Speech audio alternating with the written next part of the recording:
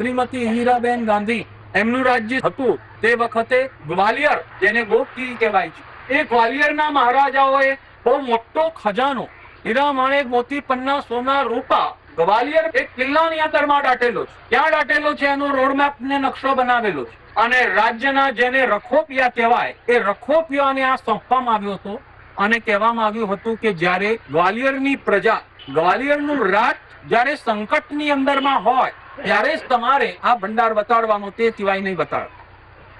પરંતુ ગ્વાલિયરના જીયાજીરાવ સિંધિયા, વિજયારાજે સિંધિયા, એના દાદાઓ બહુ ઉતાવળા થઈ ગયા. એમને ખબર તો હતી જ કે આવું કશું આપણા વડવાઓ મૂકીને ગયા છે. જે રખોપિયાઓ પાસે આ માહિતી હતી એમને રાજ દરબારમાં બોલાવવામાં આવ્યા. ચા પાણી નાસ્તા કરીને પટાવવાનો થાય એટલો પ્રયત્ન કરવામાં આવ્યો. મહિના સુધી વાર્તાલાપ ચાલ્યો. રખોપિયાઓએ ન બતાડી તે ન બતાડી કે રાષ્ટ્ર અત્યારે સંકટમાં નથી, અમે વચનથી બંધાયેલા છીએ અને અમારા પેઢીઓથી આ પ્લાન અમારી પાસે છે, અમે ના આપીશું. અંતે એમને શુદ્ધ કરી નાખવા, મકાનનો કબજો લઈ લેવો અને પ્લાન મેળવી લેવો અને ખજાનો ખોલી નાખવો. આટલે સુધી એ રજવાડાઓ ગયા. છેલ્લો અણસાર આવી જતા રખોપિયાઓએ પોતાનું આખું 60 માણસનું ફેમિલી ભેગું કર્યું.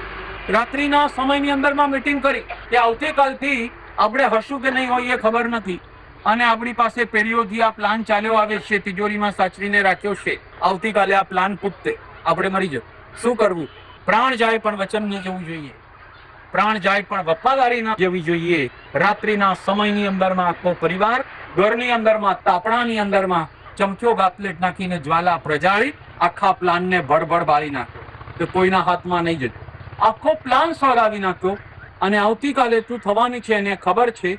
પોટેશિયમ સાયનાઇડ જેવું ઝેર ગ્લાસમાં મેળવી 60 માણસના પરિવારે શરબત પી લીધા કે બસ અમે અમારો વિશ્વાસ ભંગ નહીં થવા દઈએ, અમારા વચનનો અમે ભંગ નહીં થવા દઈએ. આને કહેવાય છે કે વફાદારી. આજે આવા વફાદાર માણસો આજના ટાઈમની અંદરમાં ક્યાં મળશે? આવી વફાદારીઓના દર્શન ક્યાં થશે?